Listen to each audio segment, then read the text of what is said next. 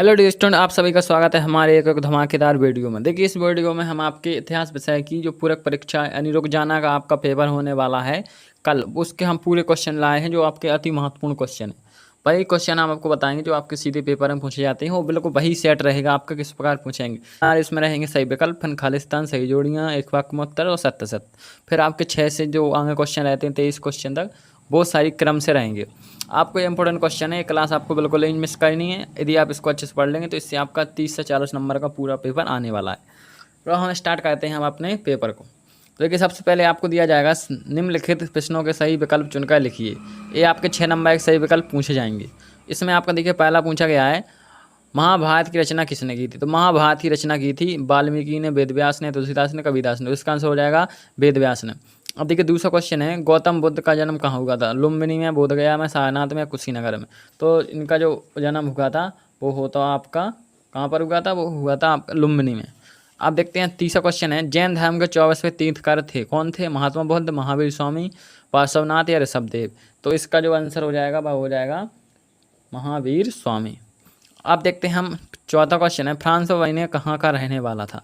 तो France Europe का, France का, इंग्लैंड का या पुर्तगाल का। तो देखिए इसमें फ्रांस ऑप्शन है, इसलिए हम इसको फ्रांस टिक करेंगे। और यदि यहाँ पर आता है यूरोप, एशिया, अमेरिका या अफ्रीका, तो इसमें आपको यूरोप टिक करना था। अब देखते हैं हम पाँचवा क्वेश्चन। पाँचवा है, हड़प्पा सभ्यता की खोज कब हुई थी। तो हड़प्पा सभ्यता की खोज हुई थी 1921 में। इसका ऑप्शन नंबर आ करेक्ट आंसर। अब देखते हैं हम छठवां क्वेश्चन। छठवां है, बौद्ध ग्रंथों के अनुसार सर्वाधिक प्रसिद्ध शासक कौन था। सर्वाधिक जो प्रसिद्ध शासक कौन था, महावीर स्वामी, गौतम बुद्ध, अशोक या बिंदुसार। तो इसका आंसर हो जाएगा अशोक। अब देखिए जो आपके सही विकल्प 6 नंबर के पूछे जाते हैं पेपर में, वही हम आपके लिए लेकर आए हैं। तो देखिए सही विकल्प आपके कंप्लीट हो गए। अब देखते हैं हम दूसरा क्वेश्चन। ठीक है, दूसरे क्वेश्चन में आपके देखिए स्थान पूछे जाएंगे।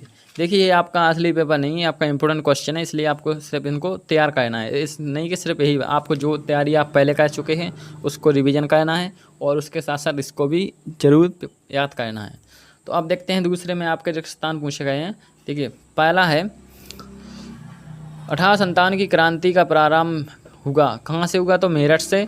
दूसरा क्वेश्चन है, महाभारत में श्लोकों की संख्या है। तो देखिए श्लोकों की संख्या 1,10,000 है, लेकिन आपको 1,00,000 ही लिखना है। अब देखिए तीसरा क्वेश्चन है, सांची के स्तूप का निर्माण खालिस्तान ने करवाया। तो किसने करवाया, अशोक ने। और चौथा है, अधिकांश महाजनपद खालिस्तान का शासन था। जो महाजनपद थे उन किसका शासन था, तो मौर्य वंश का।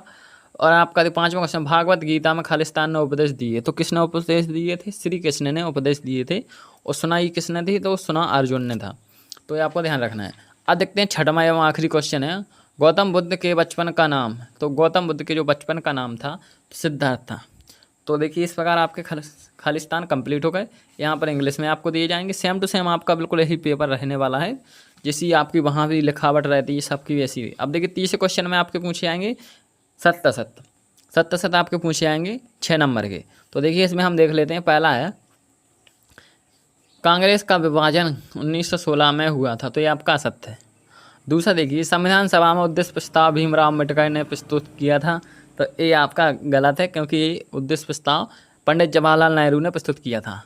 अब तीसरा है, विजयनगर समाज की स्थापना 1336 ईस्वी में हुई थी। तो विजयनगर की समाज की स्थापना 1936 ईस्वी में हुई। देखिए हम 2025 के लिए अपने नया बैच लेकर आएंगे सभी विषयों का। तो जितने भी बच्चे आपके छोटे भाई बहन है पढ़ाई करना चाहते हैं तो उन्हें हमारे लिंक जरूर शेयर करें और चैनल का नाम बताइए। हमारे यहाँ से आपके बाद 92 पॉइंट आए हैं MP बोर्ड में, और EP बोर्ड में 88% आए हैं। अब देखते हैं चौथा क्वेश्चन है, फतेहपुर सीकरी का निर्माण अकबर ने कराया था। तो ये आपका सत्य हो जाएगा। और इसके बाद पांचवा है, विजयनगर राज्य का सबसे प्रसिद्ध शासक कृष्णदेव राय था। तो ये भी आपका सत्य है। और छठवां है, असहयोग आंदोलन 1920 में सुभाष चंद्र बोस द्वारा प्रारंभ किया गया। तो देखिए असहयोग आंदोलन 1920 में तो चला था, लेकिन वहाँ महात्मा गांधी ने चलाया था। तो इसलिए ये गलत हो जाएगा, क्योंकि यहाँ पर सुभाष चंद्र बोस लिखा हुआ है। यहाँ पर इंग्लिश में आपको दिए जाएंगे। अब देखते हैं नेक्स्ट क्वेश्चन। देखिए इसके बाद जो आपका तीसरा क्वेश्चन है वो आपको कुछ इस प्रकार रहेगा, जैसे मैं सही जोड़ी बनाइए। सही जोड़ी आपको बनाने को दी जाएंगी। तो देखिए ये आपकी सही जोड़ी। पहला है अमर नायक। अमर नायक कौन था, सैनिक कमांडर। दूसरा है कमल महल। तो कमल महल कहाँ था, तो विजयनगर में। ये आपका इसका आंसर हो जाएगा ये। तीसरा है आइन अकबरी। आइन अकबरी के लेखक अबुल फजल। और किताब उल हिंद, तो किताब उल हिंद के हो जाएंगे अल-बिरूनी। और इब्न बतूता, इब्न बतूता कहाँ का निवासी था, तो मोरक्को का। और छठवां है वीर शैव परंपरा, तो इसका आंसर हो जाएगा कर्नाटक। और सातवां है गुरु नानक, गुरु नानक का संबंध है ननकाना से। ये आपकी सही जोड़ियाँ का मिलान, आप इसको देख लेंगे। अब देखते हैं हम अगला क्वेश्चन। अब देखिए इसमें पूछे गए एक शब्द और एक वाक्य में उत्तर लिखिए। तो पहला है संताल विद्रोह का नेता था, तो नेता कौन था, सीधो मांझी। सीधो मांझी भी लिखते हैं, सीधो मांझी भी लिखते हैं, तो आपको सीधो मांझी लिखना है। अब देखते हैं हम दूसरा, 1857 स्वतंत्रता संग्राम का तात्कालिक कारण क्या था। तो तात्कालिक कारण क्या था 1857 के संग्राम का, तो इसमें हो जाएंगे चर्बी वाले कारतूस। अब देखिए यहाँ पर तीसरा, सहायक संधि किसके द्वारा प्रारंभ की गई थी। तो सहायक संधि किसके द्वारा, लॉर्ड बेलेजली द्वारा सहायक संधि चलाई गई थी या प्रारंभ की गई थी। अब चौथा है, एक गिलास फल एक दिन हमारे ही मुँह में आकर गिरेगा, ए कथन किसका है। तो ए कथन है लॉर्ड डलहौजी, ये उसने अवध की रियासत के लिए कहा था कि एक दिन राज्य हमारे ही साम्राज्य में मिल जाएगा। अब देखते हैं पाँचवा क्वेश्चन। पाँचवा है, मुस्लिम लीग ने प्रत्यक्ष कार्रवाई दिवस कब मनाया, तो कब मनाया था, 16 अगस्त 1946 में। अब छठवां है, सिंधु घाटी सभ्यता के कोई दो प्रमुख स्थलों के नाम। तो सिंधु घाटी सभ्यता के दो प्रमुख स्थल कौन थे, हड़प्पा और मोहनजोदड़ो। अब देखते हैं आपका ताल्लुकदार का शाब्दिक अर्थ। तो ताल्लुकदार का शाब्दिक अर्थ होता है संपत्ति और मालिक। ताल्लुक का मतलब होता है संपत्ति, दार का मतलब होता है मालिक, तो इसका अर्थ हो जाएगा। अब देख लेते हैं हम 2-2 नंबर के क्वेश्चन। देखिए यहाँ से आपके 2-2 नंबर के क्वेश्चन स्टार्ट हो जाएंगे। देखिए छठवां है, प्रतिवंशकता से क्या आशय है, अथवा मात वंशकता से क्या आशय है। और सातवां क्वेश्चन है, प्रसिद्ध जगन्नाथ मंदिर कहाँ स्थित है, इसमें किसकी पूजा। तो जगन्नाथ का मंदिर उड़ीसा में स्थित है, इसमें भगवान विष्णु की पूजा की जाती है। अब देखिए लिंगयात वीर शैव परंपरा में किसकी पूजा की जाती है। आठवां है, अकबरनामा ग्रंथ के रचनाकार कौन है, यह कितने भागों में बांटा गया है। और इसके बाद देखिए जजमानी व्यवस्था क्या थी। 9वां है, लॉर्ड कॉर्नवालिस ने बंगाल में भू राजस्व की पद्धति से प्रचलित किया। और इसके बाद 8वां है, ब्रिटेन में कपास आपूर्ति संघ की स्थापना कब की गई थी। अब इसके बाद देखिए आपका मंगल पांडे कौन था, 1857 के विद्रोह के 4 नेताओं के नाम।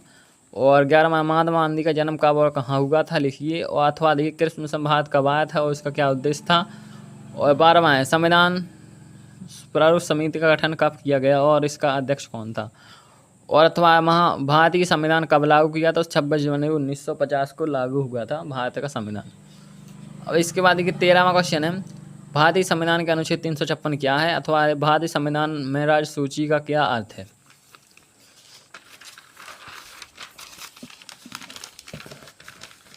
इसके बाद एक 11वां क्वेश्चन है, 14वां क्वेश्चन है, सिंधु घाटी सभ्यता की 2 विशेषताएं लिखिए, अथवा सिंधु घाटी सभ्यता के पतन के 2 कारण लिखिए। अब देखिए 15वां क्वेश्चन है, ब्राह्मी लिपि को पढ़ने में सबसे पहले सफलता प्राप्त किसने की, अथवा है प्राचीन सबसे अभिलेख किस भाषा में। तो प्राचीन अभिलेख प्राकृतिक भाषा में, देखिए यहाँ पर लिखा है प्राकृत भाषा। अब देखिए 16वां क्वेश्चन है, जैन धर्म के 5 महाव्रत का उल्लेख कीजिए, अथवा कोई 3 महत्वपूर्ण बौद्ध स्तूपों का वर्णन कीजिए। 17वां क्वेश्चन है, विजयनगर स्थित विरूपाक्ष मंदिर की 3 विशेषताएं लिखिए, अथवा विजयनगर समाज में अमरनाथ पहाड़ी को समझाइए। तो ये आपके 17 क्वेश्चन कंप्लीट हो गए।